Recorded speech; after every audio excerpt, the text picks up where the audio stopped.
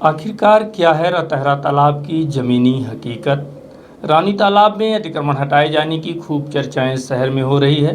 वहीं इस बात को भी सियासत का रंग देकर सब अपनी अपनी राजनीति चमकाने में लग गए हैं। लेकिन इसकी ज़मीनी हकीकत क्या है, इस बात की तहकीकात जब रिवर दर्शन की टीम ने की तो इसकी सच्चाई कुछ और ही निकल कर सामने आई, जो राजनीति से बिल्कुल परे है। तो क्या है इसकी ज़मीनी हकीकत, आइए सबसे पहले हम यह जान लेते हैं कि आखिरकार यहाँ से लोगों को हटाया क्यों गया। तो हम आपको बता दें कि रतहरा तालाब के विकास को लेकर मध्य प्रदेश शासन द्वारा पुनर्घनत्वीकरण योजना के तहत इस तालाब का सौंदर्यीकरण किया जाना है, जिसकी लागत 229.51 लाख रुपए है तथा इस कार्य को प्रारंभ करने की तिथि विगत 4 अक्टूबर 2018 थी तथा इस प्रोजेक्ट को 24 महीने में तैयार भी करना था। लेकिन अतिक्रमण एवं सरकार बदल जाने की वजह से इस कार्य में ग्रहण लग गया। लेकिन सरकार बदलते ही अब इस तालाब के फिर दिन फिरे, लेकिन अब समय कम बचा है और मात्र 5 माह में इस प्रोजेक्ट को पूरा करना है। इस स्थिति को देखते हुए शासन प्रशासन की मदद से अतिक्रमणकारियों को यहां से हटाकर निर्माण कार्य प्रारंभ करने की पहल शुरू कर दी गई है। इसके पीछे की सबसे बड़ी वजह है आगामी बरसात और निर्माण कार्य को पूरा किए जाने समय सीमा की कमी भी देखी जा रही है, जिसको देखते हुए यह कार्यवाही आनन फानन में की गई है। इस संबंध में हमारी बात निर्माण एजेंसी के जिम्मेदारों से हुई, तो सुनिए इन्होंने जो बताया। जो पिछले 1 साल से करीब पेंडिंग है, जो अतिक्रमण के कारण नहीं हो पा रहा था, तो इसको करने के लिए अभी प्रशासन दबाव डाल रहा है और ये काम आगे बरसात के सीज़न को देखते हुए अभी करना अत्यंत आवश्यक है। अदरवाइज प्रोजेक्ट को समय पर पूरा करना बहुत ही असंभव होगा। इसका भी 1 साल लगभग बचा हुआ है, तो हम कोशिश करेंगे कि इस गिवन टाइम पीरियड में ये टाइम ख़त्म हो जाएगा। एजेंसी कौन सी? मुंड्रा एजेंसी, हैदराबाद। इन लोगों को कुछ को तो जो यहाँ के शहरी निवासी हैं, इनको शहरी आवास आवंटित हो गए हैं, ऐसी प्रेस विज्ञप्ति भी जारी हुई है। कुछ लोगों को ग्रामीण क्षेत्रों में ये लोग लाभ ले लिए हैं, तो उनको अपने उसी कंसर्न उसमें जाना पड़ेगा कि दोनों जगह लाभ नहीं मिलेगा। कुछ लोगों को प्रधानमंत्री आवास में भी मिल गए हैं, कुछ को एक और जो गवर्नमेंट स्कीम है उसमें भी हैं, वो मिल गए हैं। बाकी लोग यहाँ अनाधिकृत हैं और उनका बलात् कब्जा है। अब हम बात कर रहे हैं अतिक्रमणकारियों की। आखिर ये अतिक्रमणकारी आए कहाँ से? जब हमने इस बात की पड़ताल की तो पता चला कि ये अतिक्रमणकारी रानी तालाब के विस्थापित नहीं हैं, बल्कि ज़्यादातर लोग अलग अलग क्षेत्रों से आए हुए ग्रामीण हैं, जिनका गाँवों में पूरा घर परिवार, साथ ही शासन की लिस्ट में भी वहीं इनका नाम दर्ज है और बाकायदा वहीं से शासन की सभी योजनाओं का लाभ भी उठा रहे हैं। इसमें तो कुछ ऐसे भी हैं जिन्होंने अपने गांव की ज़मीन को बिक्री करने के बाद यहां आकर सरकारी ज़मीन में कब्जा कर लिया है। आइए हम आपको कुछ ऐसे लोगों से रूबरू करा रहे हैं। क्या नाम है आपका? रामलाल बंसल है सर। कहाँ के रहने हम वाले? तो रहने वाले ग्राम पंचायत फरहादा के रहने वाले हैं, पर लेकिन यहाँ 8-10 साल से हमने यहाँ घर बना कर के मजदूरी कर रहे थे, अपना बाल परिवार सही से अपना जीविका चला रहे थे सर। बाकी आपका घर कहाँ बना हुआ है? मेरा घर तो बता रहे हैं कि वो फरहादा है सर। वहाँ बना है, वहाँ बाकी घर परिवार के लोग आपके रहते हैं? नहीं, यहाँ भी यहाँ रहते थे। वहाँ कौन रहता है? वहाँ तो बूढ़ी बूढ़ा है सर। अच्छा जी, माता पिता जी हैं जी। अभी परिवार लेकर के यहाँ अपनी मजदूरी, अपने बाल बच्चों को पाल रहे थे, मजदूरी कर रहे थे सर। अब आप क्या कर रहे हैं? अब क्या करें, बेघर हो गए, सड़क पर आ गए सर। इस समय तो शासन लॉकडाउन चला, कोरोना से ग्रसित है, लेकिन घर से निकाल दें, अब सड़क पर हम लोग मर रहे हैं सर। गांव में कुछ नहीं है, एक कमरा बना है बस। घर बना है गांव में? जी। अच्छा, और कौन रहता है गांव में? गांव में माता पिता रहते हैं। अच्छा जी। और आप यहाँ क्या करते थे?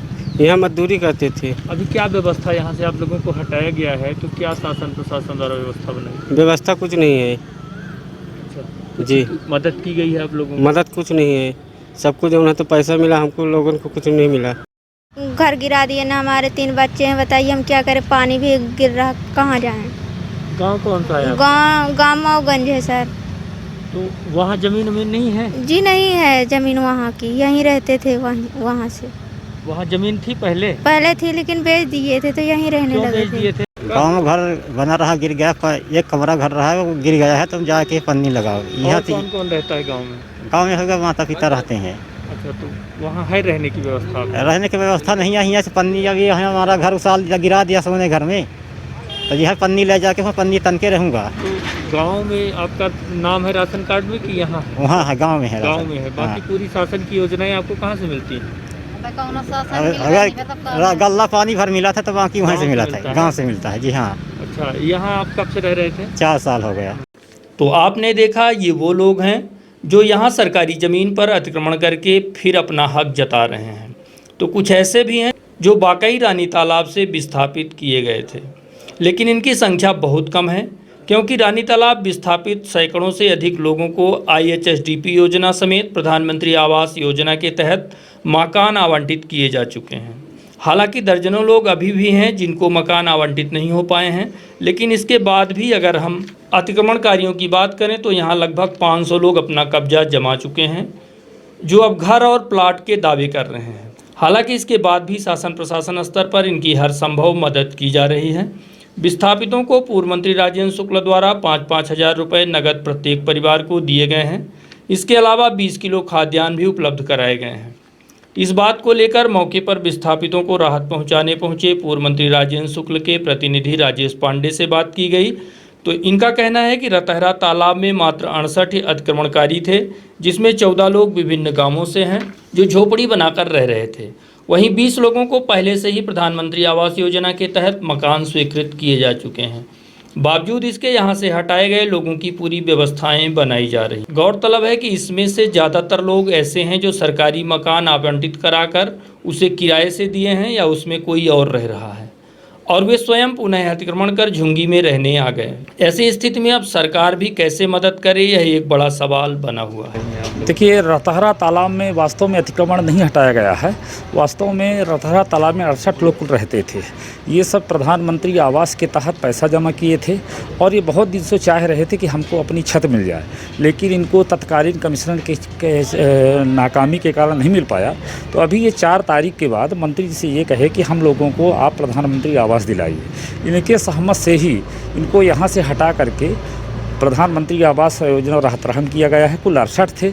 41 ऐसे लोग हैं जिनको पहले से आवास आवंटित था, 14 ऐसे लोग हैं जो गांव से थे और 20 ऐसे लोग हैं जिनको प्रधानमंत्री आवास योजना अलाट है। तो कुल मिलाकर के सब अपनी यहाँ से झुग्गी झोपड़ी से सब अपने अपनी छत में जा रहे हैं।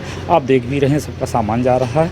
इस तरह से इन्हीं के गरीबों के सहमत से इनको सबको वहाँ शिफ्ट किया जा रहा है। अभी इस दौरान लॉकडाउन की बातें आ रही हैं सामने की लॉकडाउन है और ऐसी स्थिति में लोगों को हटाना, तात्कालिक क्या व्यवस्था की गई है? तात्कालिक देखिए, वास्तविकता तो ये है कि आप जब ये पन्नी से जा करके अपने अपने घर में जाएंगे तब आप लोग 4 दिन बाद आकर के स्वयं इनकी अनुभूति देख लेंगे कि कितना खुश हैं। लेकिन तात्कालिक व्यवस्था इनको हम सबको 5-5 हज़ार रुपये दे रहे हैं। सबको भोजन की व्यवस्था करें। सिंधु समाज सेंटर किचन से भोजन आ रहा है। इसके अलावा भी 1-1 बोरी अनाज दे रहे हैं। खाद्यान्न पर्ची भी बंटवा रहे हैं। मतलब किसी भी तरह का, मंत्री जी की इच्छा ये है कि हमारे यहाँ के गरीबों को किसी भी तरह का अन्याय न हो। पूरा जिला प्रशासन इनके साथ खड़ा है, सरकार खड़ी है, मुख्यमंत्री खड़े हैं और इनको किसी भी गरीब आदमी के साथ अन्याय नहीं होगा। इनको सबको पक्का